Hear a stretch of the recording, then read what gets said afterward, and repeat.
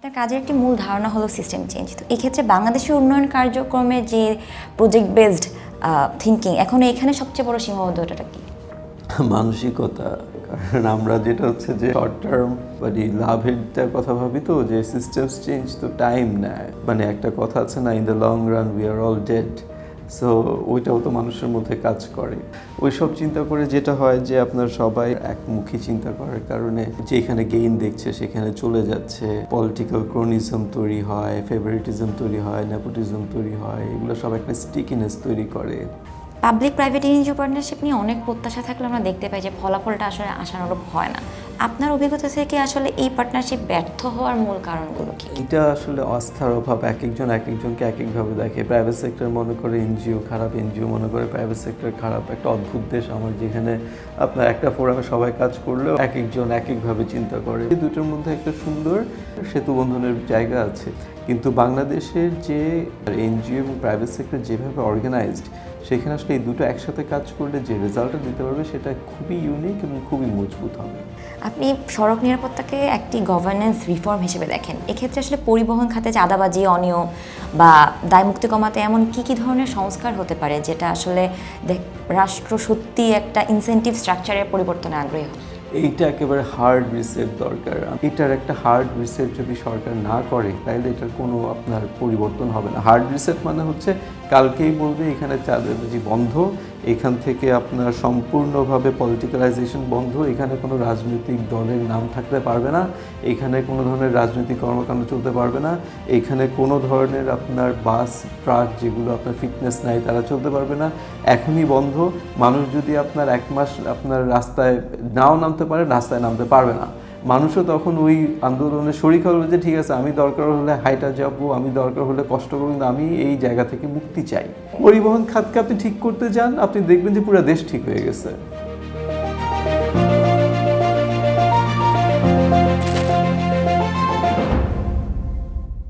দর্শক শুভেচ্ছা জানবেন। ফাইনালে আপনাদেরকে স্বাগতম। ফাইনালে আমরা কথা বলি সমসাময়িক রাজনীতি, অর্থনীতি এবং মানবাধিকার বিষয়ক নানা গুরুত্বপূর্ণ ক্ষেত্র নিয়ে। ফাইনালে আজকের পর্বে আমাদের সঙ্গে উপস্থিত আছেন এমবি রুবায়েত সারোয়ার, যিনি বর্তমানে ইনোভেশন কনসাল্টিংয়ের ম্যানেজিং ডিরেক্টর পদে দায়িত্বরত আছেন। অসংখ্য ধন্যবাদ আমাদেরকে এত ব্যস্ততার মাঝে সময় দেওয়ার জন্য। আপনি যদি একটু আপনার ব্যক্তিগত জার্নিটা দিয়ে শুরু করতেন, তারপর আমরা মূল প্রশ্নে যেতাম। অসংখ্য ধন্যবাদ আমাকে আমন্ত্রণ জানানোর জন্য। তো আমার পড়ালেখা ঢাকা বিশ্ববিদ্যালয়ের institute of business administration, university of Dhaka. So সেখানে বিবিএ শেষ করার পরে 2004 সালে আমি তৎকালীন ডিপার্টমেন্ট ফর ইন্টারন্যাশনাল ডেভেলপমেন্ট ডিএফআইডির একটা প্রকল্প ক্যাটালিস্ট, যেটা ইসলামিক খাতের উন্নয়ন নিয়ে কাজ করতো, তো সেই প্রকল্পে আমি জয়েন করি এবং সেখানে আপনার বাংলাদেশের বিভিন্ন শিল্প খাত, ক্লাস্টার, এগুলো নিয়ে কাজ করার পর্যায়ে একসময় তাদের লিডারশিপ টিমে আপনার কাজ করা শুরু করি। পৃথিবীর বিভিন্ন দেশেও কাজ করতে থাকি। তো তখন 2008 সালে একটা গোল্ডেন হ্যান্ডশেকের মাধ্যমে প্রজেক্টটা যখন দ্বিতীয় ফেজে যাবে, তখন আমরা ইনোভেশন কনসাল্টিংয়ের উদ্যোগটা নেই। তো 2008 সালে ইনোভেশন কনসাল্টিং ফর্ম করার পরে এর মধ্যে আবার এমবিএ শেষ করি, ইনোভেশন শুরু করি। তো ইনোভেশন শুরু করার পরে আমরা প্রথম থেকেই চেয়েছি একটা আন্তর্জাতিক উন্নয়ন গবেষণা প্রকল্প ব্যবস্থাপনা সংস্থা তৈরি করতে।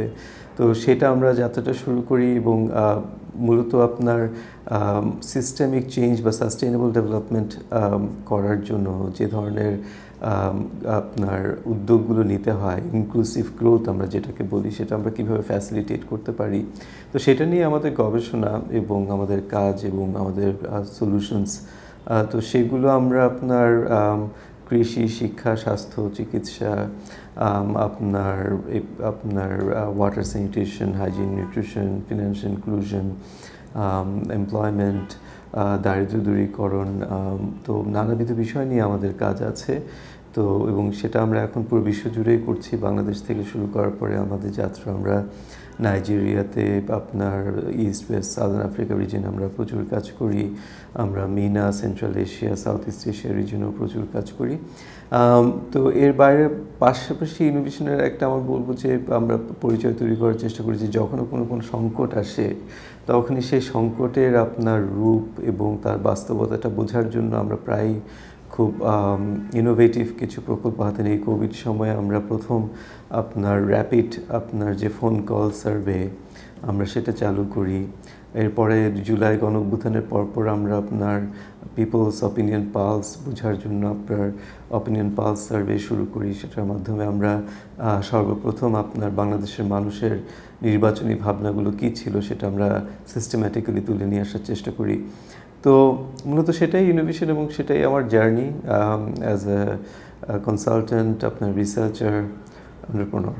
বাংলাদেশের এমএসএমই খাতকে আপনি এখন এই পর্যায়ে কিভাবে দেখছেন? এটিকে এখনো পর্যন্ত সার্ভাইভাল ইকোনমি, যেখানে আসলে উদ্যোক্তারা মূলত টিকে থাকার জন্য বিজনেস করেন? তো আমি এই বিষয়ে অনেক লিখেছি। আমার কাছে একটা বিষয় আমি সবসময় বলি যে বাংলাদেশে এসএমই খাতটা এমনভাবে ডিজাইন করা যে ধরেন আমরা চাকরি দিতে পারি না, তো ঠিক আছে মানুষ নিজে কিছু খেয়ে পড়ে থাকুক। তো এইরকম একটা ধারণা থেকে যে আচ্ছা ঠিক আছে এসএমই আপনার আমাদের সব উন্নয়নের চাবিকাঠি, তো এসএমইরাই আপনার চাকরি দিবে, এসএমইরাই আপনার লক্ষ লক্ষ যুবককে আপনার উদ্যোক্তা হিসেবে তৈরি করবে, লক্ষ লক্ষ মানুষকে, মহিলাকে, পুরুষকে চাকরি দিবে। তো সেইটা করতে গিয়ে আমরা যেটা করি যে আপনার ইনফর্মালিটিটাকে আমরা আপনার যত যাই বলি এটাকে আমরা টিকিয়ে রাখার চেষ্টা করি। তো তখন যেটা হয় যে আপনার এন্ট্রি ব্যারিয়ারগুলো আপনার তত থাকে না। তো যে কেউ একজন একটা অর্ডার পেলো, একটা কাজ শুরু করে দিল, কারোর কাছ থেকে কিছু টাকা নিল, কারোর কাছ থেকে কিছু প্রোডাক্ট নিল, একটা হচ্ছে বিক্রি করে দিল। তো সেখানে তারা সে লাইসেন্সের কথাটা ভাবছে না, তার ডকুমেন্টেশনের কথা প্রথমে ভাবছে না, হয়তো শুধু একটা ট্রেড লাইসেন্স নিয়ে শুরু করে ফেললো। এবং সেখানে সে যে প্রাইস মার্জিনে কম্পিট করে, যে প্রোডাক্টসটা নিয়ে কম্পিট করে, সেখানে 5% ব্যাট দিতে গেলে সে মার্জিনই রেখেছে 7%।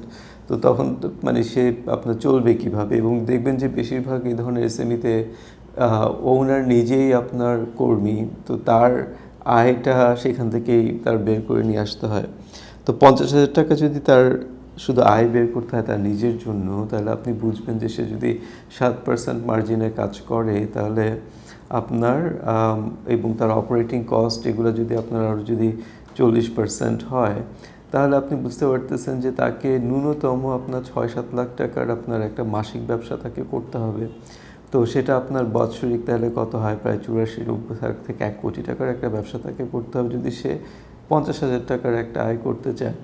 আচ্ছা, তো সেইখানে আপনার মান্থলি আয়, তো সেখানে আপনার একটা রিক্সাওয়ালা ঢাকায় 25,000-30,000 টাকা কামায়, তাই তো? একটা ড্রাইভার কামায় 22,000 টাকা। তো এখন দেখেন, তো তখন যেটা হয় যে আপনার এবার আরেকটা ক্যালকুলেশন আপনাকে বলি। আমাদের দেশে সরকারিভাবে এখন বলা হচ্ছে সিএমএসএমই সংখ্যা হচ্ছে আপনার 1,18,00,000 লাস্ট এন্টারপ্রাইজ সার্ভে যেটা থেকে করা হয়েছে, ইকোনমিক সেন্সাস যেটা করা হয়েছে। তো সেটা এবং আমাদের এসএমই খাতের আপনার কন্ট্রিবিউশন যেটা বলা হয় আপনার, সেটাকে দিয়ে জিডিপি কন্ট্রিবিউশন আমি যদি ভাগ করে দেখি, একটা এসএমইর আপনার অ্যানুয়াল আউটপুট আসে হচ্ছে $9,000। তাহলে $9,000 হচ্ছে আপনার, তার মানে হচ্ছে আপনার মাত্র 12 লাখ টাকা। তাহলে আমি আপনাকে একটা হিসাব দেখিয়েছিলাম যে প্রায় 75 লাখ টাকা, 84 লাখ টাকা না হলে সে 50,000 টাকায় আয় করতে পারবে না। তো 9 লাখ টাকা তো আমি সেইখানে আপনার ডিস্ট্রিবিউট করে দিলাম মোটামুটি বড় খাতায় আরএমজি সবাইকে ডিস্ট্রিবিউট করার পরে $9,000। তার মানে হচ্ছে যে আমার যে মিডিয়ান যে এসএমই তার আয় আপনার বাৎসরিক আমি তাহলে 2 লাখও না। তাহলে এসএমই খায় কি, সে আয় করে কি? তাহলে কেন তাহলে এই ঘটনাটা ঘটছে? কারণ এখানে মধ্যে 58 লাখই আছে হচ্ছে যারা হচ্ছে আপনার মানে ধরেন একটা গরু ছাগল পালে, একটা টি স্টল, এরা সবাই এখানে ইনক্লুডেড। তো তাহলে যেটা দেখবেন যে এই পুরো খাতটা আসলে খুব বড় একটা ইনফর্মাল খাত, তো যেটাকে আমি বলি একটা নেট সিঙ্ক। তো সেইখানে আপনার যখন আপনার সবাই একই ধরনের প্রোডাক্ট বানাচ্ছে, সবাই ধরেন একই ধরনের এক কিছু দেখছে, এখানে অপরচুনিটি আছে চলে আসছে, তো তখন সবাই ওই একই প্রোডাক্টে কম্পিট করে করে প্রাইসটাকে কমায় নিয়ে আসে। তো ডাইভার্সিফিকেশন হয় না। তো যেই জন্য হয় কি, অনেক এসএমই আসে, অনেক এসএমই ঝরে যায়, আসে ঝরে যায়। তো সেই জায়গায় আপনি তখন ক্যাপাসিটি ডেভেলপমেন্ট করতে পারেন না, প্রশিক্ষণ দিতে পারেন না, তাকে ব্যাংকিং খাতে অন্তর্ভুক্ত করতে পারেন না, যে সেখানে জবসগুলো বারবার তৈরি হয় আবার ধসে যায়। তো একটা এফিশিয়েন্ট সিস্টেম তৈরি হয় না। তো আমাদের মানে যেহেতু আমাদের আইডিয়াটাই হয়ে গিয়েছে বেশি এসএমই মানে বেশি এমপ্লয়মেন্ট, ওই নাম্বারসগুলোর প্রতি আমাদের নজর বেশি, আমরা ওইভাবেই জিনিসটাকে দেখি। কিন্তু আমি মনে করি আসলে সেটা থেকে সরে আসা দরকার। এসএমই খাতের উন্নয়ন করতে গেলে এটা আসলে কন্ট্রাকশন দরকার। আমার এত এসএমই লাগবে না, আমার মোর এফিশিয়েন্ট এসএমই দরকার, যারা গ্রো করতে পারবে, যারা মিনিংফুল গেইনফুল এমপ্লয়মেন্ট ক্রিয়েট করতে পারবে। তাহলে বাকি মানুষ তাহলে কোথায় যাবে? তাহলে তাদের জন্য আপনার তাহলে চাকরির সংস্থান করতে হবে। সবাই উদ্যোক্তা কেন হবে? সবার উদ্যোক্তা হওয়ার মতো যোগ্যতা ক্যাপাসিটি তো নাই। আমাদের দুজনের মধ্যেই হয়তো একজন হয়তো উদ্যোক্তার ক্যাপাসিটি রাখি, আরেকজন রাখি না। এফিশিয়েন্ট অ্যালোকেশন একটা ইকোনমিতে তখনই হয় যার যা সম্ভাবনা সে তার সম্ভাবনা অনুযায়ী কাজ করতে পারবে। তো আমরা সেটা আসলে সুযোগটা তৈরি করতে পারছি না। এই সুযোগটা তৈরি করতে হলে আসলে বা টেকসই কর্মসংস্থান তৈরি করতে হলে কী ধরনের নীতি নির্ধারণী পর্যায়ে সবচেয়ে গুরুত্বপূর্ণ কী ধরনের পদক্ষেপ নেওয়া যেতে পারে বলে আপনার? সেইখানে আবার আরেকটা প্রবলেম দেখেন, সেটা হচ্ছে যে আমরা আপনার প্রচুর গ্র্যাজুয়েটস উৎপাদন করছি। হ্যাঁ, আমি বারবার বলি যে এটা আসলে kind of late 90s early 2000 থেকে এটা শুরু হয়েছে মুভমেন্টটা, যে একটা ছেলের মাস্টার্স না হলে বিয়েই হবে না, ইভেন এবং একটা মেয়েরও এখন মাস্টার্স না হলে বিয়ে হবে না। কিন্তু সে যে নেসেসারিলি চাকরি করছে তা না, কিন্তু আমরা তারও এক্সপেক্ট করছি যে তাকে মাস্টার্স পাস করতে হবে। হ্যাঁ, তো এই যে এক্সপেকটেশন সেটা থেকে আপনার প্রচুর গ্র্যাজুয়েট তৈরি করেছি। তো এখন এত গ্র্যাজুয়েটকে আমি চাকরি দিব কোথায়? আমাদের দেশে এত এমবিএ, এখন এমবিএকে এখন একটা ব্যাংকের টেলারের পদেও এমবিএ চায়। তাহলে এমবিএর কী দরকার একটা টেলার পদে? তাহলে যেটা হচ্ছে যে একটা প্রচুর মিসম্যাচ তৈরি হয়ে গিয়েছে। আচ্ছা, তো এবং তারপরে আবার শুরু হয়েছে একটা অ্যাসপিরেশনাল মিসম্যাচ। আপনার দেখেন, একটা ছেলে যখন আপনার পড়ালেখা করেছে, সে আর তার বাবার খামারে কাজ করতে চায় না, কৃষিখাতে থাকতে চায় না, সে ঢাকায় চলে আসবে, সে একটা চাকরি নেবে অথবা ব্যবসা করবে। হ্যাঁ, একটা মেয়েরও তো সেই অ্যাসপিরেশন তৈরি হচ্ছে, আমি তাহলে কেন একটা এই ধরনের কাজ করব? তো সে এখন ধরেন একটা আরএনজি ফ্যাক্টরি তার কাজ করতে চাইবে না, তো সে তখন আপনার একটা অ্যাসপিরেশনাল জব চাইবে। তো এখন সমস্যা হয়ে গিয়েছে যে এত তো আপনার উপরের স্তরের চাকরি আমাদের হাতে নাই, তাহলে আমি এখন কি করব? তাহলে এখন উপরের স্তরের অনেক চাকরি তৈরি করতে গেলে আপনার প্রাইভেট সেক্টরে এক্সপ্যানশন লাগবে, গ্রোথ লাগবে, সেটার জন্য আপনার ক্যাপিটাল ফ্লো লাগবে, সেটার জন্য আপনার ইন্টারেস্ট রেট কমাতে হবে, সেটা করতে গেলে আবার অনেক ইনফ্লেশন প্রেশার আসছে, একটা তীব্র অবস্থা। তো আমি এখন খুব সহজভাবে যদি বলি যারা শুনছেন তাদের জন্য আসলে, তো এটা আসলে এই মুহূর্তে যেটা প্রথমত জরুরি, আমরা একটা প্রস্তাবনা দিয়েছি যে একটা ন্যাশনাল স্কিলস রেজিস্ট্রি বা ডিজিটাল লেবার রেজিস্ট্রি হওয়া উচিত, যেটার মাধ্যমে আমরা ওভারঅল আমাদের লেবার সাপ্লাইটা কী আছে সেটা জানবো।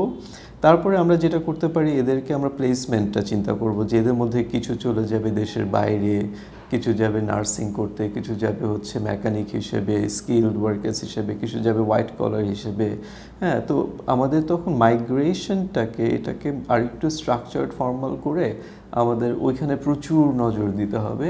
2 নম্বর হচ্ছে যে while we are doing that, আমাদের যেটা চেষ্টা করতে হবে যে প্রচুর প্রাইভেট সেক্টর গ্রোথ ক্রিয়েট করতে হবে, যাতে করে তারা টেকসই জবস ক্রিয়েট করতে পারে, এবং সেইখানে আপনার যাতে করে ডাইভার্সিফাইড জবস তৈরি হয়, সেই জন্য ডাইভার্সিফাইড প্রাইভেট সেক্টর লাগবে।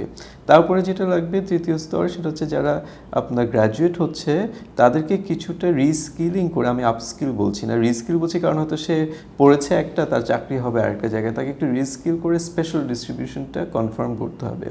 তারপরে লং টার্মে যেটা হচ্ছে যে আস্তে আস্তে করে এডুকেশন সিস্টেম থেকে যখন তৈরি হয়ে আসছে একেবারে ছোট থেকে বড় হয়ে, তখন বিভিন্ন স্তরে ভাগ করে দিতে হবে। কেউ হবে স্কিলড লেবার, কেউ হবে আপনার সায়েন্টিস্ট, কেউ হবে ইঞ্জিনিয়ার, কেউ হবে ডাক্তার, যার যার যোগ্যতা ক্যাপাসিটি অনুযায়ী আস্তে আস্তে করে সেখানে আপনার একটা র্যাশনিং করতে হবে। অর্থাৎ ইউনিভার্সিটি ডিগ্রিতে একটা র্যাশনিং লাগবে, আমার কতগুলো দরকার আছে সিটস কোন পজিশনে, সেইভাবে আপনার ক্যাপাসিটি তৈরি করতে হবে।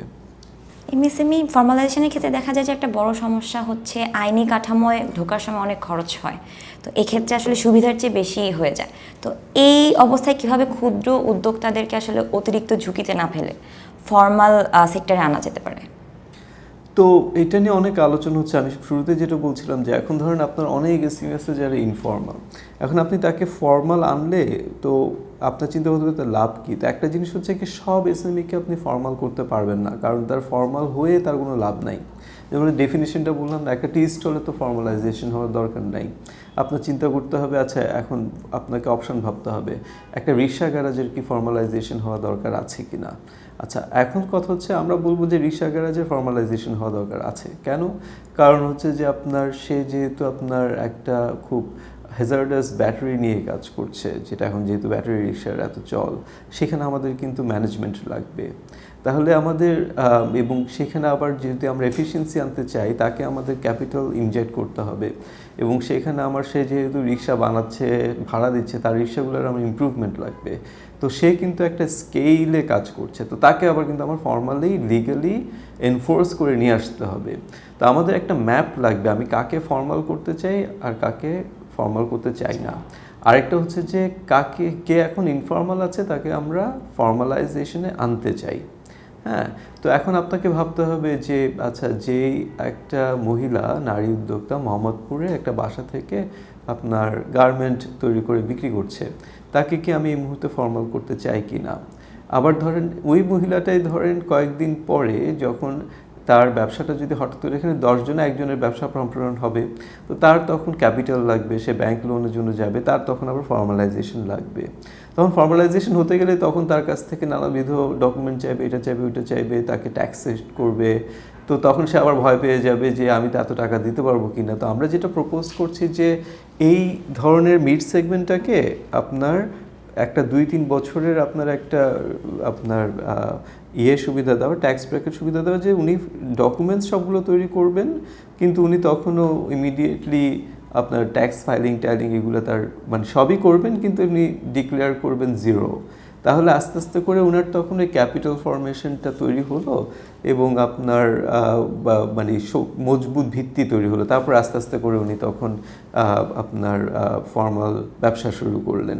তো এইভাবে আসলে কয়েকটা স্তরে ভাগ করে এই জিনিসটাকে করতে হবে, কিন্তু সেটা এখনও উদ্যোগটা নেওয়া হচ্ছে না। এটাই হচ্ছে আমাদের জন্য ঝুঁকির বিষয়, যে সময় চলে যাচ্ছে। এক্ষেত্রে আসলে আমরা দেখতে পাই যে এমএসএমই এর ফাইন্যান্স নিয়ে আলোচনাটা সবসময় থাকে। সমস্যাটা কি শুধু ক্রেডিট অ্যাভেলেবিলিটির মধ্যে সীমাবদ্ধ, নাকি হচ্ছে রিস্ক পারসেপশন, ব্যাংকিং খাতে ডিফল্ট কালচার, আরও বিভিন্ন ধরনের অবস্থা? খুব মজার ব্যাপার, দেখেন আপনার ব্যাংকরা আপনার বড় বড় ব্যবসাকে ক্রেডিট দিতে পিছু পায় না। তো আপনি যে ঋণ খেলাপের কথা বলছেন ওইটা তো ওইখানে, কিন্তু আপনার ছোট ব্যবসায়িক উদ্যোক্তার ক্ষেত্রেই তার যত চাওয়া পাওয়া। তো ব্যাংকদেরকে আসলে প্রশ্নটা করলে তারা বলবে যে ভাই আপনার আমি একটা বড় ব্যবসাকে দিলে একসাথে 10 কোটি 20 কোটি 100 কোটি 200 কোটি দিয়ে দিচ্ছি, আমার সার্ভিসিং কস্ট কম হয়ে যায়। আর সেখানে 100টা 200টা 400টা এসএমইকে দিলেও তো আমি এত বড় জায়গায় যেতে পারবো না। তো তারা চিন্তা করে ব্রেথ ভার্সেস ডেপথ নিয়ে। হ্যাঁ, তো মানে এতগুলো এসএমই থেকে কালেক্ট করা, এবং ব্যাংকগুলো আসলে তো ডেভেলপমেন্ট ব্যাংক হিসেবে কাজ করে না। ধরেন একটা মাইক্রোফিন্যান্স ইনস্টিটিউশনের তার প্রচুর গ্রাসরুট স্টাফ থাকে, তারা ঘরে ঘরে গিয়ে আপনার টাকাটা তুলে নিয়ে আসে। একটা ব্যাংক তো এই কাজ করতে পারে না। তো এসএমই তো অনেকটা গ্রাসরুটের মতো। এখন একটা জিনিস, এসএমই হচ্ছে মোস্টলি আপনার এমএফআই আপনার সাপোর্ট করছে মাইক্রোফিন্যান্সরা, এবং আমরা আসলে মাইক্রোফিন্যান্সকে বাংলাদেশে একটু পুয়ারলি আন্ডারস্ট্যান্ড করি। বাংলাদেশের মাইক্রোফিন্যান্সরা কিন্তু যথেষ্ট অ্যাডভান্সড, এবং আপনারা জানেন কিনা মাইক্রোফিন্যান্সরা ওরা আপনার 25 লাখ টাকা পর্যন্ত কিন্তু আপনার টাকা দিতে পারে, ঠিক আছে, এবং কেউ কেউ বোধহয় একটু বেশি দেয় if I am not wrong. So আপনার এবং তারা সিজনাল দিতে পারে, তাদের প্রোডাক্টগুলো অনেক ভেরিয়েবল। তাদের সমস্যা হচ্ছে তাদের কস্ট অফ ফিনান্সটা অনেক হাই, তো সেখানে 25% পর্যন্ত তাকে ইন্টারেস্ট রেট দিতে হবে। কিন্তু একটা এমএসএমইর আবার তার ক্যাপিটাল রিকোয়ারমেন্টটা অনেক শর্ট, তো ও একটা অল্প পিরিয়ডের জন্য টাকাটা চায়, তো যেটা আবার মাইক্রোফিন্যান্সরা দিতে পারে। তো এখন আসলে একদিকে চিন্তা করলে আপনার মনে হবে যে এসএমইরা আসলে ব্যাংকিং খাতে নাই, আর একদিকে চিন্তা করলে দেখবেন যে তারা কিন্তু টাকা পাচ্ছে, সেটা এমএফআই থেকে পাচ্ছে, অন্যান্য সোর্স থেকে পাচ্ছে। তো তার সে চিন্তা করে যে কোন সোর্স থেকে নিলে আমার জন্য সবচাইতে লাভ, তাই তো। তো সে একটা কিন্তু আপনার র্যাশনাল ডিসিশনই নেয়, কিন্তু সমস্যা হয়ে যায় সরকারের। কিভাবে সমস্যাটা হয়, সে জানতে পারছে না কত টাকা ট্রানজ্যাকশন হচ্ছে, সে জানতে পারছে না তার ইকোনমিক সাইজ কত, সে জানতে পারছে না তার কত টাকার কী কী লাগবে, হ্যাঁ, বা কত জবস হচ্ছে। তো এই জন্য আমরা চাই হচ্ছে জিনিসটাকে একটা সিস্টেমের মধ্যে নিয়ে আসতে। তো টু কাট ইট শর্ট, যেটা আসলে প্রয়োজন যে এই হোলিস্টিক আন্ডারস্ট্যান্ডিংটা নীতি নির্ধারকদের থাকা দরকার, যে এসএমই খাত কীভাবে আপনার তাদের আপনার অর্থনৈতিক আপনার নিডটাকে তারা সার্ভ করে। কিন্তু আপনি একটা জিনিস দেখবেন, যে কোনো ফোরামে গেলেই প্রথমে বলবে যে টাকা নাই, প্রথম সমস্যায় বলে টাকা।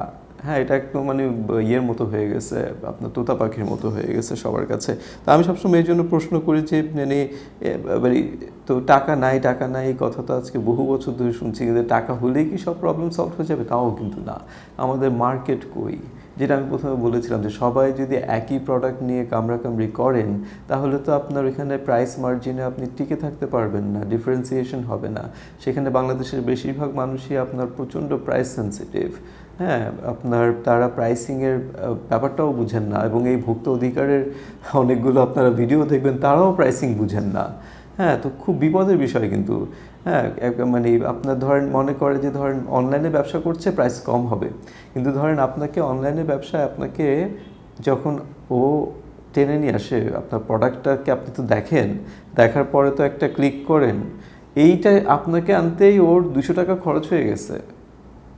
হ্যাঁ, তো জাস্ট বিকজ আপনার একটা ফিজিক্যাল স্পেস নাই, আপনি মনে করছেন ওর কোনো টাকা পয়সা নাই, তা তো না। একটা $1 হচ্ছে 122 টাকা, ওকে কিনতে হয় 155 টাকা দিয়ে।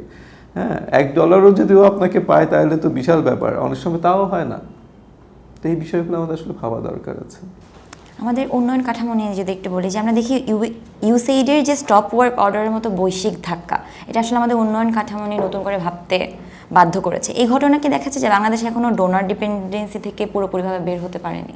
না, এটা তো শুধু বাংলাদেশের বলে কথা না, পুরো বৈশ্বিক একটা ধাক্কা। হ্যাঁ, ইউএসএআইডির আপনার ফান্ড আপনার তো শুধু বাংলাদেশে না, অনেক দেশে ছিল। আমি আপনাকে এইভাবে বলি যে গত বছর মালয়েশিয়ায় আপনার আসিয়ান বিজনেস সামিটে এটা নিয়ে কথা হচ্ছিল।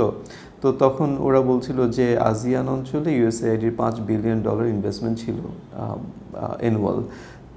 তো সেইখানে আপনার ওরা বলছিল যে $5 বিলিয়ন আমাদের ফিলান্থ্রপিক অর্গানাইজেশনগুলোই দিতে পারবে। হ্যাঁ, তো ওরা ওইভাবে চিন্তা করছে। তো তারপরে ধরেন আমাদের দেশে USAID, if I am not wrong, যখন পুল আউট করছে annual disbursement, if I am not wrong, $67 million ছিল, নট ভেরি হাই। সো আপনার যদি সেটাই হয়ে থাকে তো এইটা আমরা ম্যানেজ করতে পারবো না আমাদের। মানে আমি আসিয়ান উদাহরণটা দিলাম। তো এই ধরনের আপনার একটা জিনিস আমি ইউএসআইডি চলে যাওয়ার পরপরই আমি লিখেছি, একটা জিনিস খেয়াল করেন, সেটা হচ্ছে যে আপনি যখন একটা প্রোডাক্ট বেচেন তখন আপনার কাস্টমার আপনার আসে যায়, যে কোনো ব্যবসায় আপনার কনস্ট্যান্টলি আপনার কাস্টমার খুঁজতে হয় এবং আপনাকে আপগ্রেড করতে হয়। আপনার গ্র্যান্ট হচ্ছে আপনার সবচাইতে সহজলভ্য, কিন্তু আচ্ছা সবচাইতে আপনার কী বলবো এটাকে, ডিস্টরশনারি মানি, ইন দ্য সেন্স যে এটা কখন থাকবে কখন থাকবে না আপনি জানেন না, কারণ এটার সাপ্লাই সবসময় কনস্ট্রেইনড, এটা আপনি অটোমেটিক্যালি জানেন। তাহলে আপনি কেন গ্র্যান্ট ড্রিভেন ইকোনমি হবেন? আপনি তো হবেন না। এটা তো ওর তুলে নেওয়ার দোষ না, এটা আমার দোষ। গ্র্যান্ট হচ্ছে short term money to solve your মানে স্টিকি প্রবলেমস, রিস্কটাকে একটু মানে অ্যাবজর্ব করে আমি তাহলে সিস্টেমিক ফান্ডে যাব। সেটা হচ্ছে লোন, সেটা হচ্ছে ক্রেডিট, যেখানে আসলে এই যে আইএমএফের লোনটা আসে, ওয়ার্ল্ড ব্যাংকের লোনটা আসে। এবং এখানেও সমস্যাটা হচ্ছে কি, আমাদের দেশে আইএমএফের লোন বললে মানুষজন আপনার খারাপ মনে করে, ওয়ার্ল্ড ব্যাংকের লোন বললেই মানুষজন খারাপ মনে করে, এডিবি লোন বললেই মানুষজন খারাপ মনে করে। তা আমার তো টাকা লাগবে, আমার তো সফট লোন লাগবে। ওরা 2% 4% রেটে যে টাকাটা দেয় সেটা না পেলে আমি কিভাবে আমার ডেভেলপমেন্ট ফিন্যান্সিং করব। তা আমাদের দেশে আসলে এইগুলো নিয়ে সাধারণের মধ্যে আন্ডারস্ট্যান্ডিংটা খুব দুর্বল। এবং একটা রাজনৈতিক সরকার তখন যে প্রবলেমে পড়ে, যেহেতু আন্ডারস্ট্যান্ডিং দুর্বল, পেপারে একটা বড় নিউজ হয়ে গেলে সে তখন চিন্তা করে যে হ্যাঁ আমি ভোট হারাইলাম কি না, আমি আমার টেনশনে পড়ে গেলাম কি না, তখন একটা ইনস্টেবিলিটি ক্রিয়েট হয়। তারা রাজনৈতিক সিদ্ধান্ত নেয় কিন্তু অর্থনৈতিক সিদ্ধান্তটা তারা নিতে পারে না, বাস্তবিক সিদ্ধান্তটা।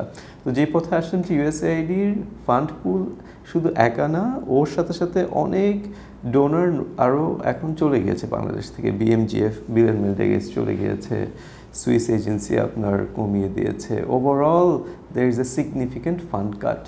সো এখন আমাদেরকে ভাবতে হবে যে আমরা তাহলে অন্য কোন সোর্স থেকে এই ডেফিসিটটা আমরা ফিন্যান্সিং করব। কারণ এই ডেফিসিটটা ফিন্যান্সিং না করলে আমরা আমাদের trade and investment activity improve করতে পারছি না।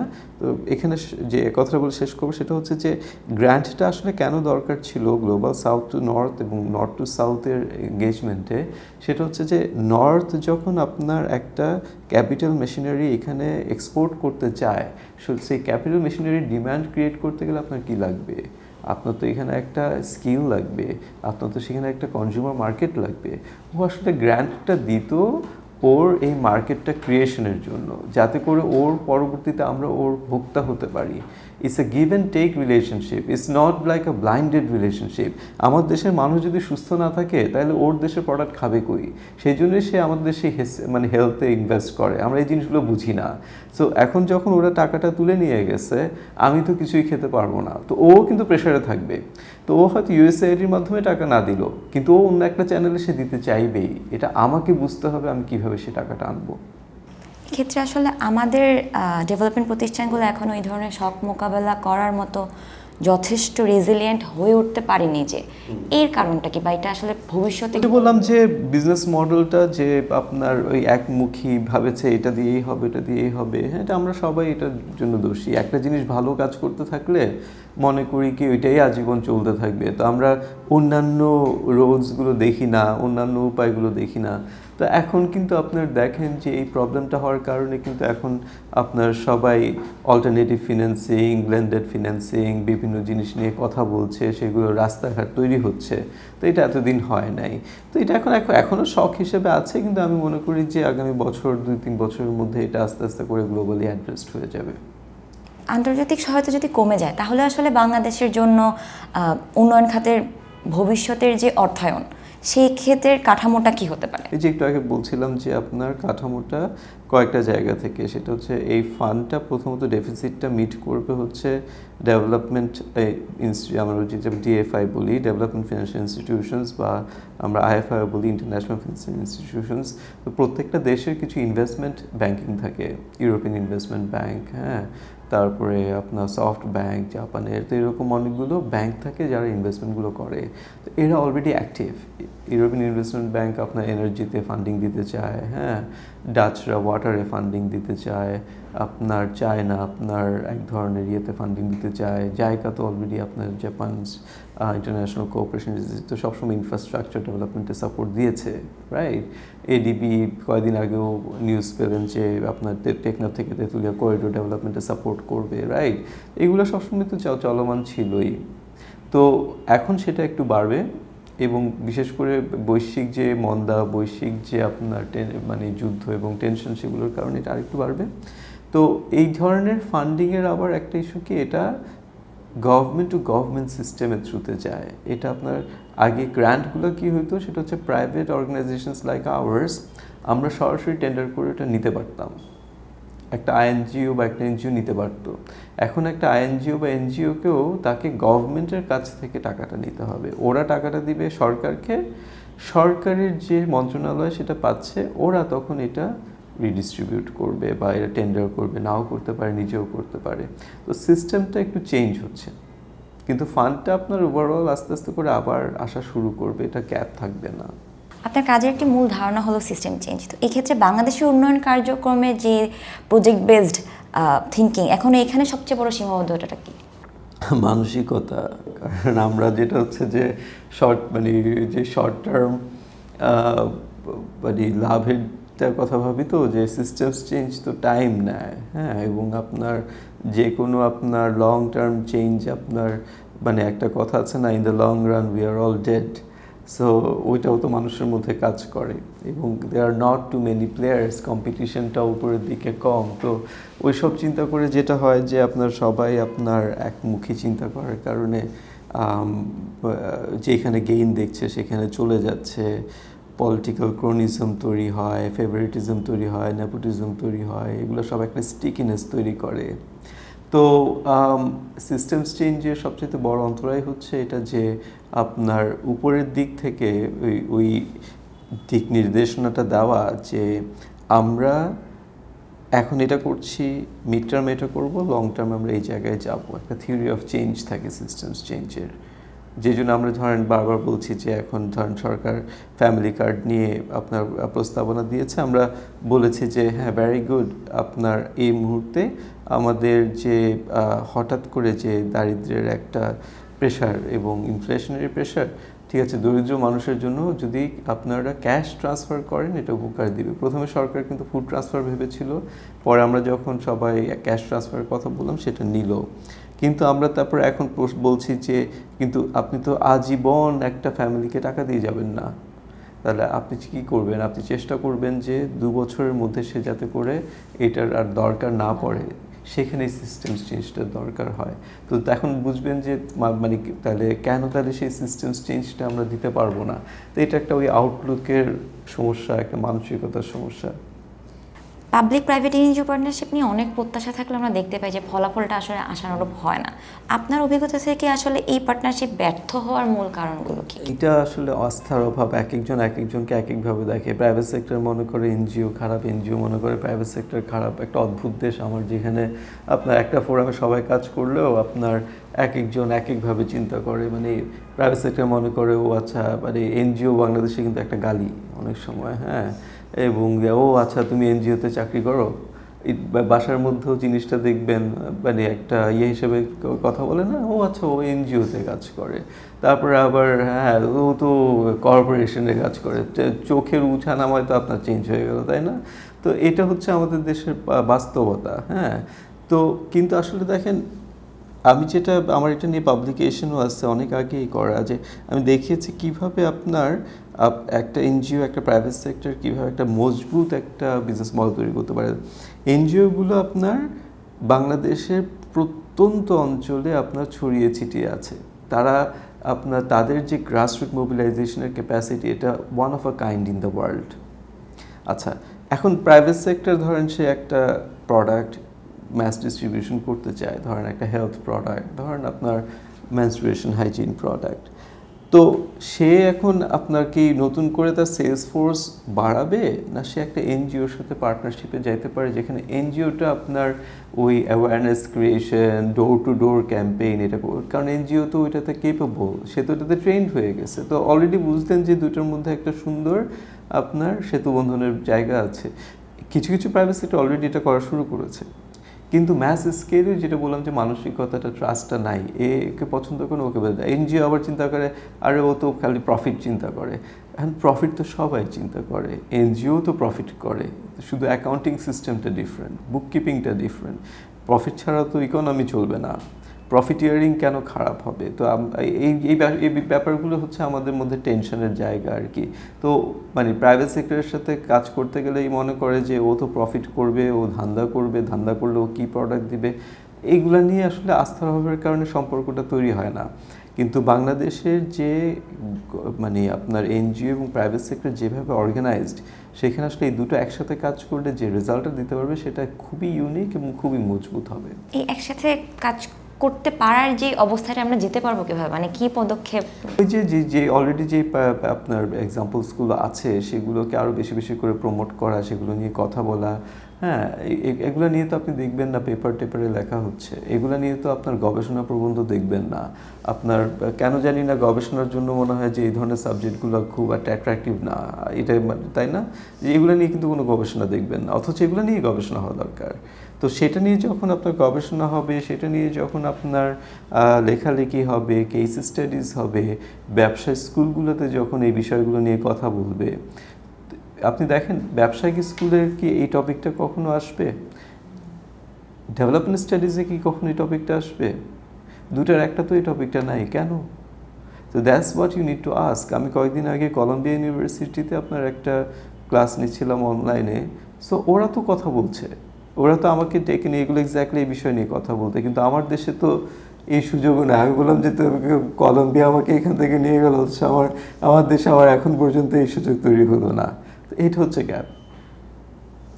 আপনি সড়ক নিরাপত্তাকে একটি গভর্নেন্স রিফর্ম হিসেবে দেখেন। এক্ষেত্রে আসলে পরিবহন খাতে চাঁদাবাজি, অনিয়ম বা দায়মুক্তি কমাতে এমন কি ধরনের সংস্কার হতে পারে যেটা আসলে রাষ্ট্র সত্যি একটা ইনসেন্টিভ স্ট্রাকচারের পরিবর্তনে আগ্রহী হবে? এইটা একেবারে হার্ড রিসেট দরকার। আমি আমার লেখাতেও বলেছি, আমাদের পরিবহন সেক্টরটাকে আমরা তৈরি করেছি এমনভাবে যে এটা দিয়ে রাজনৈতিক প্রেশার সিস্টেমটা আপনার মানে কন্ট্রোল রাখা যায়। সো আপনার মানে একদিকে হচ্ছে আপনার মানে যখন এটা খুব পলিটিক্যাল থাকে, তো যেমন হরতালের সময় সরকার দল চাইবে আছে এরা চলতে থাকুক, বা ওই লেবারদেরকে নামাই দিয়ে আপনার মারামারি করবে, এটা করবে ওটা করবে, কন্ট্রোল নিবে, নৌ পরিবহন আটকায় দিবে। তো এইগুলা করানোর জন্য আপনার প্রত্যেকটা জায়গায় আপনার একরকম এটা তৈরি করা হয়েছে পলিটিক্যালাইজেশন। 2 নম্বর হচ্ছে পোষায় দেওয়ার রাজনীতি থেকে। পোষায় দেওয়ার রাজনীতিতে কী আসে, সেটা হচ্ছে এই মানে দলীয় কর্মীরা আপনার 5 বছর 10 বছর ধরে রাস্তায় থাকে, মার খায়, জেলে যায়, তো তারপরে তাদের কি হয়, তাদের তো আপনার আয়ের একটা সুযোগ দরকার। সে 10 বছর ধরে আপনার জন্য ত্যাগ করলো, এখন আপনি ক্ষমতায় গেলেন, তাহলে আপনি কি করবেন? তো এই পরিবহন খাতটা হয়ে গেছে ওই খাত যেখানে সবাইকে ডাম্প করা হয়, তারপর ওইখান থেকে সবাই কন্ট্রাক্টর, মানে 2টা খাত, পরিবহন আর কনস্ট্রাকশন ইনফ্রাস্ট্রাকচার, তো এই 2টা খাতে ঢুকে এরা ব্যবসা করে। তো এখন এইটা তারপরে যেটা হয় যে তখন আপনি আর এই ভাঙা বাস, এই বাস কিছুই চেঞ্জ করতে পারেন না। এটার একটা হার্ড রিসেট যদি সরকার না করে, তাহলে এটার কোনো আপনার পরিবর্তন হবে না। হার্ড রিসেট মানে হচ্ছে কালকেই বলবে এখানে চাঁদাবাজি বন্ধ, এখান থেকে আপনার সম্পূর্ণভাবে পলিটিক্যালাইজেশন বন্ধ, এখানে কোনো রাজনৈতিক দলের নাম থাকতে পারবে না, এখানে কোনো ধরনের রাজনৈতিক কর্মকাণ্ড চলতে পারবে না, এখানে কোনো ধরনের আপনার বাস ট্রাক যেগুলো আপনার ফিটনেস নাই তারা চলতে পারবে না, এখনই বন্ধ। মানুষ যদি আপনার 1 মাস আপনার রাস্তায় নাও নামতে পারে, রাস্তায় নামতে পারবে না। মানুষও তখন ওই আন্দোলনে শরিক হবে যে ঠিক আছে, আমি দরকার হলে হাইটা যাবো, আমি দরকার হলে কষ্ট করবো, কিন্তু আমি এই জায়গা থেকে মুক্তি চাই।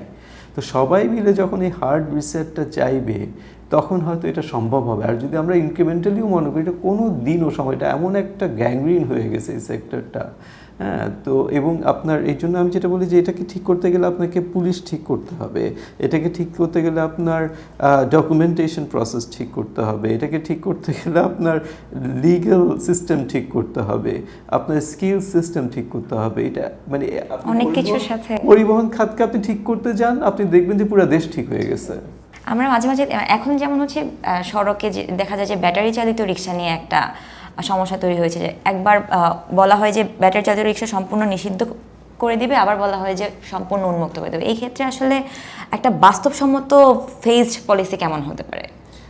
এখন আপনি ব্যাটারি রিক্সাকে আপনি সমস্যা হিসেবে দেখবেন না সমাধান হিসেবে দেখবেন? তো আমরা রিসেন্টলি ব্যাটারি রিক্সা নিয়ে একটা গবেষণা করেছি, সেটা আপনারা প্রকল্পটা দেখেছেন হয়তো আমাদের রিসার্চের। তো আমরা যেটা দেখছি আসলে সেটা হচ্ছে যে ব্যাটারি রিক্সার আগে যারা প্যাডেল ছিল তারা যে অনেক ব্যাটারি হয়ে গেছে তা না, প্রচুর ইউথ এখন ব্যাটারি রিক্সা চালু মানে আসছে। তাহলে সে কেন আসছে? আচ্ছা, প্যাডেল তো চালাতে কষ্ট হতো, ব্যাটারিটা চালাতে একটু কষ্ট কম হবে। আপনি খেয়াল করে দেখবেন রিক্সাওয়ালা মানে কি লুঙ্গি পরা তো? আচ্ছা, একটু এবার রাস্তায় নেমে দেখবেন ব্যাটারি রিক্সার সাথে সাথে আস্তে আস্তে লুঙ্গিও চলে যাচ্ছে, প্যান্ট চলে আসতেছে। কেন? কারণ হচ্ছে যে আপনার এটা সেগমেন্টটা ডিফারেন্ট। এখানে আপনার আর কৃষক যে লুঙ্গি পরে আজীবন ব্যাটারি রিক্সা চালাইছে সে নাই। একটা মোটামুটি শিক্ষিত ছেলে এখন ব্যাটারি চালাতে যাচ্ছে। তার মানে হচ্ছে অ্যাসপিরেশন চেঞ্জ হচ্ছে, গ্রুপ চেঞ্জ হচ্ছে। আপনি কয়েকদিন আগে একটা ছবি দেখে থাকবেন হয়তো, আসছে যে ব্যাটারি রিক্সাটাকে সে সাজাইছে হচ্ছে একটা রোলস রয়েসের মতো করে। এটা আমরাও দেখেছি। তো ওরা নিজেরা করছে কি আপনার তৈরি মানে বিভিন্ন ডিজাইন আনার চেষ্টা করছে, তাহলে এবং ডিজাইনগুলো ফেল করছে কারণ এগুলো ইনফর্মাল গ্যারাজে হচ্ছে। কিন্তু দেখেন এই টোটাল আন্ডারস্ট্যান্ডিংটা বাদ দিয়ে আমরা বুয়েট থেকে যে ডিজাইনটা করলাম সেটা হচ্ছে আরেকটা ছোটোখাটো সিএনজি। ওরা কি আসলে সিএনজি চাচ্ছে না ওরা একটা রোলস রয়েস রিক্সা চাচ্ছে? আমার গবেষণা বলছে ওরা একটা রোলস রয়েস রিক্সা চাচ্ছে। তা আপনি বরঞ্চ 3 লাখ টাকা দামের, ওরা রাজি আছে 3 লাখ টাকা দামের একটা সুন্দর ব্যাটারি চালিত রিক্সা যেটা ব্রেক ধরে, যেটা আপনার ব্যাটারিটা ঠিকভাবে ডিসপোজ করা যায়, যেটা দেখতে সুন্দর, আপনি সেটাই তৈরি করে দেন। আপনি দেখবেন এই প্রবলেম সলভ হয়ে গেছে। আপনার লন্ডনের রাস্তায়ও তো রিক্সা চলে, প্যারিসের রাস্তায়ও তো রিক্সা চলে। তো তাহলে ওরা রিক্সাটাকে বানাইছে ট্যুরিজমের জন্য। আচ্ছা, আমার ট্যুরিজম না, আমার রেগুলার মানুষের জন্যই দরকার, কিন্তু সেটার একটা সিস্টেম রাখা লাগবে যেটা আপনার আমার মনে হয় যে আমরা কমপ্লিটলি মিসআন্ডারস্ট্যান্ড করছি যে নিডটা কি সেটাকে। বাংলাদেশ আসলে এলডিসি গ্র্যাজুয়েশনের দিকে এগোচ্ছে, তো এক্ষেত্রে লজিস্টিক্স, লেবার স্ট্যান্ডার্ডস বা গভর্নেন্স এবং এক্সপোর্ট ডাইভার্সিফিকেশনের যে সব কিছু গুরুত্বপূর্ণ হয়ে উঠেছে, আপনার মতে সবচেয়ে বড় রেডিনেস গ্যাপটা কোথায় এক্ষেত্রে? এটা নিয়ে তো একটা পুরো টপিক আপনার সেশন করতে হবে। আর অনেক জায়গায় রেডিনেসের গ্যাপ এখন আপনার, বাট মূলত যেটা হচ্ছে যে আপনার আমাদের এক্সপোর্ট ডাইভার্সিফিকেশন নাই, কিছু আপনার ন্যারো সেক্টরসের ডিপেন্ডেন্সি এবং জিএসপির উপরে ডিপেন্ডেন্সি আছে। তো আমাদের এই জন্য ফিয়ারটা হচ্ছে যে আমরা যদি আপনার কি বলে এলডিসি গ্র্যাজুয়েশন হয়ে যায়, আমার এক্সপোর্টটা প্লামেট করবে এবং আমার সেটাকে আপনার ডাইভার্সিফাই করার মতো ক্ষমতা নাই। তো এটা একটা বড় ব্যাপার। আর এর সাথেও আপনার অনেকগুলো আপনার লেবার রাইটস, তারপরে আপনার আমাদের যে আপনার ট্রান্সপারেন্সি, অ্যাকাউন্টেবিলিটি, রিপোর্টিং সিস্টেম অনেক কিছুই আপনার রেডি না। তো ওভারঅল আমার আসলে একটা মানে এলডিসি গ্র্যাজুয়েশন পাথওয়ে ক্রিয়েট করে আমার প্রতি কোয়ার্টারে ওই পাথওয়ে মেজার করে এই জিনিসগুলোকে আমাদেরকে ট্র্যাকে আনতে হবে। তো আমি এটা নিয়ে লিখেছি, আমি বলেছি যে কেন আমরা প্রিপেয়ার্ড না। কিন্তু তার চেয়ে তো বড় কথা আমার তখন একটা ছিল যে আমরা যখন বলবো যে আমরা এখন রেডি না, সেটাও তাদের সমস্যা। তাহলে এতদিন কেন বলেছো আমরা রেডি, বা তোমাদের রিপোর্ট কেন বলছে যে তোমরা রেডি।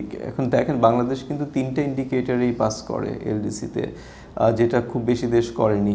তাহলে 3টা ইন্ডিকেটর পাস করে তাহলে এগুলো কেন রেডি থাকবে না? এখানে একটা তাহলে তো সমস্যা হয়ে গেল। এনিওয়েজ, এখন যেহেতু আমরা ডিফারেলের জন্য প্রস্তাবনা দিয়েছি, মাথায় নিতে হবে ডিফারেলের জন্য প্রস্তাবনাটা এই জন্যই দিয়েছি যে আমি প্রিপেয়ার্ড হতে চাই। এবং প্রিপেয়ার্ড হওয়ার জন্য যে কী কী করতে হবে সেটার জন্য আমার ন্যাশনাল অ্যাকশন প্ল্যান লাগবে, যেটার জন্য আমার ন্যাশনাল এঙ্গেজমেন্ট লাগবে। আবারও আমার মনে হয় সরকার যে ভুলটা করছে, অলরেডি রিফারেলের পরে যে ডিসকাশনগুলো হয়েছে, ডিসিশনগুলো হচ্ছে, এগুলো খুবই ইন্টারনাল এবং খুবই আপনার অল্প কিছু সংখ্যক মানুষের সাথে আলোচনা করে কাজটা করা হচ্ছে, যে মানুষরা অলরেডি এলডিসি গ্র্যাজুয়েশন না হলে বেনিফিটেড হয়। তো যে মানুষ না হলে বেনিফিটেড হয়, সে কেন হওয়ার জন্য সে কেন কাজ করবে? এই ইনসেন্টিভ মেকানিজম তো বুঝতে হবে। তা আমি এখনও আসলে একটু হতাশ এটা নিয়ে কিভাবে কাজ করা হচ্ছে। তো আপনার ফেজড অ্যাকশন প্ল্যান দরকার এবং কিভাবে করা দরকার এটা নিয়ে আমরা অলরেডি লিখেছি, অনেকে এটা নিয়ে কাজ করছে। আমার মনে হয় যে সরকারের উচিত এগুলো একটু পড়া এবং আপনার ওয়াইডার স্টেক হোল্ডারের সাথে এঙ্গেজমেন্ট হওয়া। এআই, অটোমেশন, তারপর ডিজিটাল ট্রান্সফরমেশনের এই যুগে এসে আসলে বাংলাদেশের ওয়ার্কফোর্স কি ভবিষ্যতের জন্য প্রস্তুত হচ্ছে কিনা? আমার মনে হয় যে এটা বড় সমস্যা না। কারণ কীভাবে বলছি, যে ধরেন আমার ছেলে বড়টা যে আপনার, তো সে তো নিজের মতো করে শিখে নিচ্ছে। হ্যাঁ, আমাকেই বরঞ্চ শিখে তুমি এটা করো, এটা করো।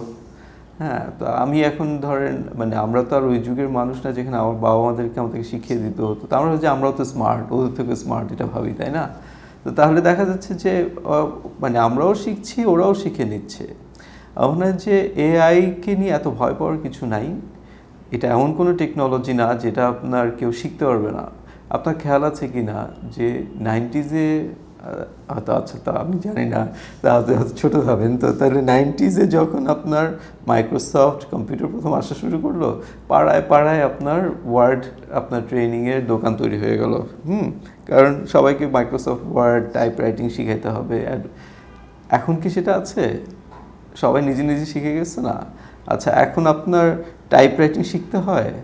আচ্ছা, এখন ইভেন ইংলিশও তো সবাই শিখে গেছে। কিভাবে আপনার ওই যে সোশ্যাল মিডিয়ায় আপনার দেখেন কথা বলার কারণে ইংলিশের কোয়ালিটিও তো ইমপ্রুভ করে গেছে আগে থেকে। সো এই এআই যেহেতু এক্সিস্ট করবে, সব জায়গায় থাকবে, অনেক কিছু অটোমেটিক্যালি হবে, এত ভাবার দরকার নাই। যেটা স্ট্র্যাটেজিক্যালি ভাবার দরকার আছে সেটা হচ্ছে যে আপনার আমরা হারভেস্ট করব কিভাবে এআইয়ের ক্যাপাসিটিটা। তো সেইটার জন্য আপনার তখন ওই ধরনের সেন্টার্স লাগবে, ওই ধরনের আপনার সরকার আপনার কস্ট অফ এআই মানে আমরা তো আপনার ধরেন আপনার ভার্সনগুলো কিনছি না, আমরা তো সেইগুলো আপনার ইন্টিগ্রেট করছি না। হ্যাঁ, ওই জায়গাগুলোতে সমস্যা। তো সেইখানে সরকারের উচিত অনুদান দেওয়া, যাতে করে আপনার অনেক মানুষ আপনার অ্যাডভান্সড এআইগুলো ইউজ করতে পারে। শেখানোর কোনো সমস্যা নাই, মানুষ নিজেই শিখে নেবে।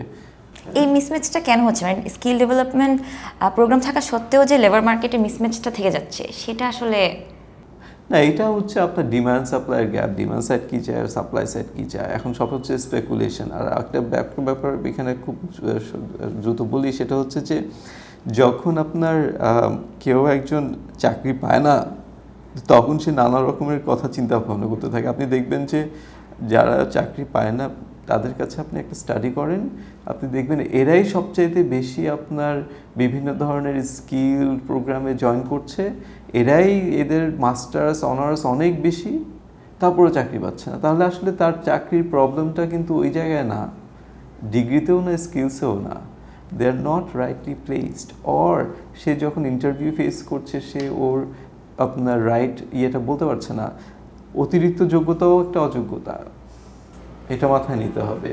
হ্যাঁ, তাই না? সো বাট আমি যখন এমপ্লয় করব আমি তো আপনার রাইট ক্যান্ডিডেটকে এমপ্লয় করতে চাইবো, তো এইগুলো বুঝে না, তো এই জন্য প্রবলেমটা ক্রিয়েট হয়। বাংলাদেশের প্রবৃত্তি আসলে অনেকটাই শহর কেন্দ্রিক, তো এই ক্ষেত্রে আরবান কনসেন্ট্রেশন কি এক্ষেত্রে কি অসমতা বেড়ে যাচ্ছে না, বা এটাকে যদি দূরীকরণ করতে হয় তাহলে আসলে কি ধরনের নীতিগত পরিবর্তন দরকার? ডিসেন্ট্রালাইজেশন নিয়ে তো অনেক কথা হচ্ছে এখন। আপনি আমি আমরা কেন যাব না বা যাচ্ছি না? তো সব আপনার ইউটিলিটি তো আপনার ঢাকা কেন্দ্রিক, ইভেন চট্টগ্রামেও আপনার সেটা পাওয়া যায় না। হ্যাঁ, তো আপনার আমার একটা প্রস্তাবনা হচ্ছে যে নাইজেরিয়াতে খুব সুন্দর একটা কাজ হয়, সেটা হচ্ছে যে ওদের 36টা স্টেট, প্রত্যেকটা স্টেটকে ওরা একটা ডেজিগনেশন দিয়েছে যে এটা হচ্ছে আপনার পাওয়ার স্টেট, হ্যাঁ, এটা হচ্ছে আপনার সেন্টার অফ এক্সেলেন্স। তো ওরা একটা স্টেটে ওইখানে এনার্জি তৈরি হয়, একটা স্টেটে অটোমোবিল তৈরি হয়, তো এইভাবে আপনার ডাইভার্সিফিকেশন করেছে। আমার একটা প্রস্তাবনা হচ্ছে যে আমরা খুব সহজে যদি এটা করি যে আমরা আপনার লেটস সে hypothetically কক্সেস বাজার, হ্যাঁ, দ্য সানশাইন স্টেট অথবা দ্য সানশাইন ডিস্ট্রিক্ট, অথবা হচ্ছে আপনার এটা হচ্ছে আপনার ট্যুরিস্টের স্বর্গরাজ্য, কিছু একটা আপনি বলেন।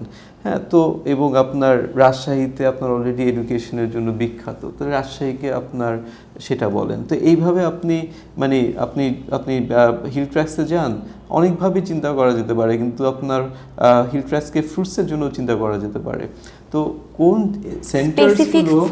সেন্টার্সগুলোকে আমরা কিভাবে দেখি সেটা অনুযায়ী তাকে আপনি একটা একটা ক্যাটাগরির আন্ডারে আনেন, এই জোনটা হচ্ছে এই ক্যাটাগরি, এই জোনটা এই ক্যাটাগরি, এটা এটা এটা এটা, তারপরে সেই অনুযায়ী ডেভেলপমেন্ট হবে। তখন আপনার ওইটা করার জন্য ওইখানে সমস্ত উপযোগিতা যাবে, তখন ওইটার মতো লোকরা ওইখানেই চলে যাবে। তো এটা আমার মনে হয় দরকার। আমরা অনেক বেশি মাইক্রো চিন্তা করি, ওয়ান ভিলেজ ওয়ান প্রোডাক্ট, এই স্কিমগুলো যেটা আগের রেজিমও করেছে, এটা প্রবলেম কি, এটা এত ছোট স্কেল যে আপনার 60-70টা পরিবার নিয়ে যে কাজ, তো এইটা আপনার আপনার ন্যাশনালি ইম্প্যাক্টফুল চেঞ্জ দিতে পারে না। কিন্তু আপনি যখন একটা হোল ডিভিশনকে আপনি নিয়ে ভাববেন বা একটা হোল রিজনকে নিয়ে ভাববেন, তখন আপনি ওই স্কেলটা পাবেন, কারণ ওইটার ভিতরে অনেক শাখা প্রশাখা থাকবে, এত কিছু আপনার ভাবতে হবে না। কিন্তু আপনি যখন অলরেডি মাইক্রো পর্যায়ে ওয়ান ভিলেজ ওয়ান প্রোডাক্ট নিয়ে কাজ করবে, এটা কোথাও যাবে না, এটা বারবার ফেল করে, কিন্তু সামহাও প্রত্যেকটা সরকার এসে এটা নিয়ে কাজ করে। আমরা প্রায় একদম শেষের দিকে, আমরা যদি বলি আপনার অভিজ্ঞতা আসলে বাংলাদেশকে এখনো সত্যিকারের স্ট্রাকচারাল যেই ট্রান্সফরমেশনটা সেটার পথে এগোচ্ছে বলে মনে হয়?